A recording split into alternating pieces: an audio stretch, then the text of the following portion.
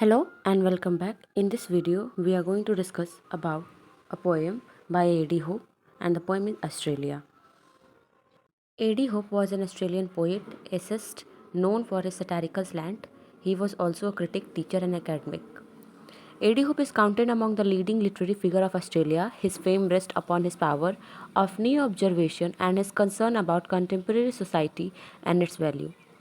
He has exercised a very powerful influence on Australian literature. His, poem his poems are generally related to themes like unfulfilled love, destruction of value, and a sense of some loss and guilt. This sense of guilt is the theme of many other Australian poets also. His first collection of the poems is The Wandering Island, published in 1955. The other well-known poetic collection of Hope are A Late Picking, The Drifting Continent, Lady from the Sea, and few others. So here let's start the poem in the very first stanza, and in the starting two line of the poem Hope has presented two contemporary ideas. Like इस poem में poet दो ideas को represent करते हैं, and इस poem को लिखने का बेस ये है कि वो बहुत लंबे टाइम बाद अपनी कंट्री आते हैं, एंड देन आफ्टर वो देखते हैं कि उनकी कंट्री किस तरीके से बिखर चुकी है, उसका कल्चर, उसका हेरिटेज सब कुछ नष्ट हो चुका है. सो इससे से बहुत ज़्यादा परेशान होकर या दुखी होकर वो इस पोएम को नरेट करते हैं, एंड इसके बारे में हम पढ़ेंगे पूरा. स्टार्टिंग की टू लाइन्स में प्रकृति का हल्का सा चित्रण है, नेचर का, परंतु यह भी बहुत ज़्यादा अट्रैक्टिव नहीं है. He considered it to be brownish in colour, so instead of being peasants it's look like the uniform of soldiers engage in warfare in the field. वो जो चित्रण उन्होंने नेचर का दिया हुआ है, जो रिप्रेजेंटेशन किया है नेचर का, वो प्लीजेंट न लगने के बजाय ऐसा लग रहा था कि सोल्जर्स यूनिफॉर्म में है जो वॉर में जा रहे हैं. This is poetry and realistic observation of the contemporary condition and his deep disappointment at the state of affair.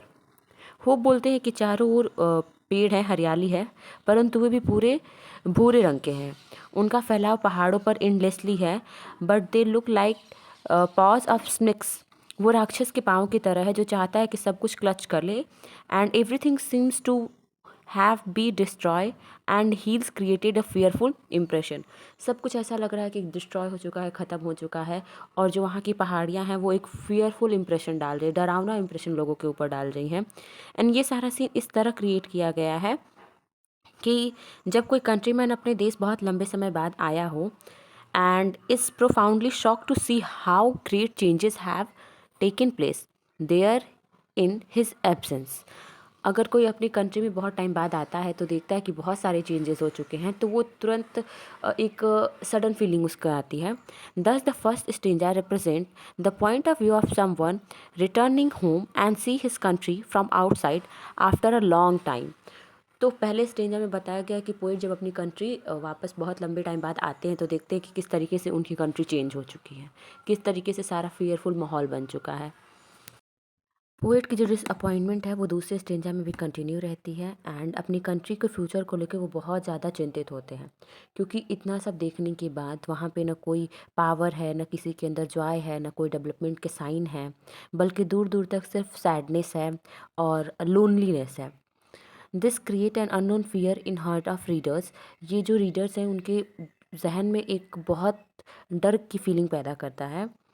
And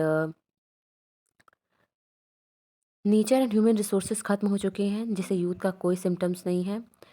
it is devoid of courage and activity like an old man. This is why the poet says that those who call this country young tell a lie, because it does not have any youth like freshness. There is neither hope nor joy nor courage nor creation. वहाँ पे किसी भी चीज़ की जगह ही नहीं बची हुई है. Hope compare this country to an woman. एक बूढ़ी औरत या फिर ऐसी औरत से कंपेयर किया गया है, who cannot hope by any changes in her life. Age has withered her beauty and there are no symptoms of youth in her. एक ऐसी औरत से कंपेयर किया गया है जिसके लाइफ में कोई चेंजेस नहीं होने वाले हैं, एंड वो बूढ़ी हो चुकी है, यूथ लाइक सिम्टम्स उसके अंदर कोई नहीं है. But her breast are still tender enough to feed the child, but her वomb is not able to give birth of any child. The idea is that thought is his country still has enough to give. It has lost it's power for creating anything new. इसके कहने का मतलब है कि उसकी country जो है, उसके अनुसार उसकी कंट्री अभी भी बहुत कुछ ऐसा है जो दे सकती है, लेकिन वहाँ पे जो क्रिएटिंग पावर है वो सारी चीज़ें नहीं है। जो नई पावर जनरेट कर सकती है, क्रिएट कर सकती हैं, वो सारी चीज़ें वो लोग खो चुके हैं। In third stanza, poet Australian culture की कमी पर बहुत दुखी है, इज़ वेरी लेमेंट, क्योंकि यही इसे वर्ल्ड में विशेष स्थान प्रदान कर सकती है, क्योंकि किसी भी कल्चर जो होती है उसकी हेरिटेज होती है। It has no past history nor any folk background worth the name. The poet is particularly disappointed to note that even a small land there are emotion and sentiment of the inhabitant of that country and they passes their own folk culture, but this ये country इस क्षेत्र में भी खाली है। छोटी से छोटी जगह पे भी उनका एक कल्चर होता है जो एक लोगों से दूसरी पीढ़ी तक वो हस्तांतरित करते रहते हैं, एक दूसरे को देते रहते हैं। लेकिन ऑस्ट्रेलिया का जो कल्चर है वो इस बात से भी खाली है, जिससे ये पता चलता है कि before it was discover it was quite dark from the point of view of culture. And अपने प्रेजेंट को सपोर्ट करने के लिए इन कंट्रीमैन के पास कुछ भी नहीं है। And this weakness that make the poet so hopeless and he is very must restless in his heart. In the fourth stanza, poet कहते हैं कि ऑस्ट्रेलिया में जो भी सिटीज़ हैं like the path and cranes, वो भी कन्फाइंड नहीं है एनी पर्टिकुलर रीज़न और टाइप। ये जो इग्नोरेंस है इनका, वो सिर्फ एक पर्टिकुलर रीज़न और टाइप पे नहीं है या किसी जगह पे नहीं है, ये ऑल ओवर द ऑस्ट्रेलिया फैला हुआ है। This ignorance is a nation wide from Cairns to Perth and it is not confined any particular region और ट्राइब। एंड इस कंट्री के लोग एनी हाउ खुद को ज़िंदा रखते हैं। द लैक ऑफ वाइटलिटी और ancient history of their own, जिससे वहाँ के जो लोग हैं बहुत सिंपल जीवन जीते हैं और यह भी दावा नहीं कर सकते कि they have live their life which means creation and enthusiasm. There is absence of human virtue like the sympathy, delicacy, art and innocence. वे अपनी लाइफ एक डेड व्यक्ति की तरह जी रहे हैं। They keep themself alive on this dead earth where they find neither pleasure nor satisfaction. The poet calls his country dying earth, which indicate his utter hopelessness of any progress. Here the disappointment of poet is very profound regarding his countrymen. Poet explain करते हैं कि European जो इस देश के मूल निवासी नहीं हैं, अब भी खुद को यूरोपियंस कंसिडर करते हैं and they are responsible for his miserable state of this land. जो ऑस्ट्रेलियन है वो खुद को यूरोपियंस कंसीडर करने लगे हैं।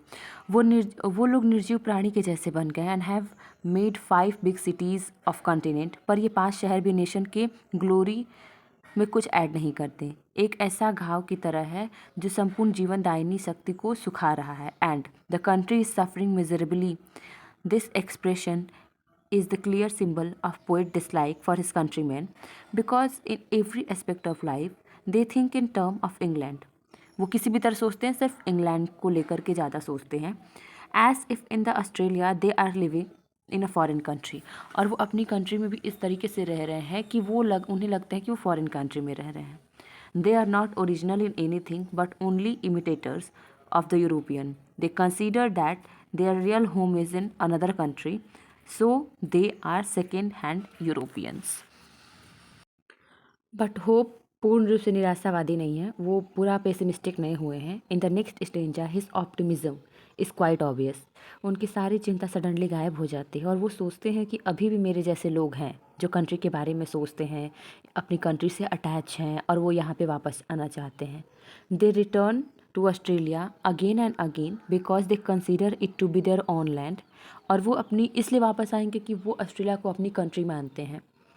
यहाँ पोइट एक सटायर करते हैं कि other civilize society the modern intellectuals develop their philosophical thought but they are not really great. And जो ग्रेट संत हैं सदैव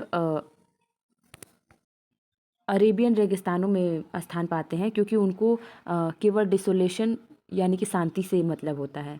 जहाँ पे केवल डिसोलेशन है, डिसअपॉइंटमेंट होती है, they leave isolation and get real intellectual development in this distance places. And उनके थॉट्स एंड फिलॉसफी फेक नहीं है बल्कि ओरिजिनल है। एंड होप खुद को इस बात की सांत्वना भी देते हैं कि यहाँ की डिसोलेशन और लोनलीनेस में कुछ महान लोग अवश्य जन्म लेंगे जो इस कंट्री के बारे में सोचेंगे और कंट्री से उनका लगाव होगा। वो खुद को यूरोपियन नहीं समझेंगे एंड खुद को ऐसा प्रिटेंड भी नहीं करेंगे कि वो अलग कंट्री से आए हैं, जो अपने हेरिटेज, अपने कल्चर की रक्षा करेंगे और उसको स्प्रेड करेंगे लोगों के बीच में, जिससे ऑस्ट्रेलिया के पास कुछ तो बातें होंगी जो अपने आने वाली पीढ़ियों को बताएंगी। And here hope seems to be bitter to those people who call themselves civilize. यहाँ पे थोड़ी सी कड़वाहट भरी होती है उनके मन में, जो कहते हैं कि हम खुद को सभ्य हैं। यह सुनिश्चित करता है कि महापुरुष जो हैं, जो प्रोपेट्स हैं, जो सिविलाइज हैं, do always develop in green land but even in such ways and scattered places where there is no greenery on hills. और वो ये शो करते हैं कि ये जो जो संत लोग होते हैं वो सिर्फ ग्रीन हरियाली वाली जगहों पे नहीं होते, बल्कि ऐसे जंगली और सुनसान स्थानों में भी पाई जाती हैं जहाँ पर्वत पर बिल्कुल भी हरियाली नहीं होती। ये निर्जन एकांत स्थान प्रायः पिछड़े हुए माने जाते हैं, जहाँ सब कुछ बहुत पीछे है, परंतु वास्तविकता यह नहीं है। This isolation has often proved to be a boon to humanity which has greatly contributed to the development of culture। ये एक वरदान की तरह है जो किसी भी कल्चर के डेवलपमेंट में अपना पूर्ण सहयोग देता है। They have often been center of birth of an original philosophy which has remained uninfluenced by tradition of so called modern civilization। जो मॉडर्न सिविलाइजेशन से, जो सो कॉल्ड मॉडर्न सिविलाइजेशन है, उससे अनइन्फ्लुएंस होता है ये area. And hope is not much hopeful for this modern culture and see that they are doubtful in their opinion and thoughts. This civilization are not in any way useful of mental and spiritual development of man, but they are as useless and unintelligible as a chattering of apes. Thus, the optimistic is not quite obvious. In fact, that thought Australia seemed to be desert, some great philosophy was certain emerge one day. And ये जो poet का optimism है Australia को लेकर, वो कहते हैं कि यहाँ पे डेजर्ट होने की वजह से ऐसा नहीं है कि इसका ग्रोथ नहीं होगा। वो इस बात को लेकर के बहुत ही ज़्यादा ज़्यादा ऑप्टिमिस्टिक हैं कि एक दिन ऐसा आएगा जब ऑस्ट्रेलिया खुद को कल्चरली रिच कर पाएगा और लोगों का जो ध्यान है वो इसकी तरफ आएगा। And now in conclusion, Australia के लोग अपनी बड़ाई नहीं करनी चाहिए, बल्कि अपने राष्ट्र के विकास के लिए कार्य करना चाहिए। इस प्रकार ये जो पोएम है ऑस्ट्रेलिया को लोगों को उनकी रियलिटी की रियलाइजेशन कराती है और कभी कभी अपने जो देशवासी हैं, जो उनके कंट्रीमैन हैं, उनके प्रति कभी असंतोष की भावना को प्रकट करता है। Thank you so much for watching this video till and.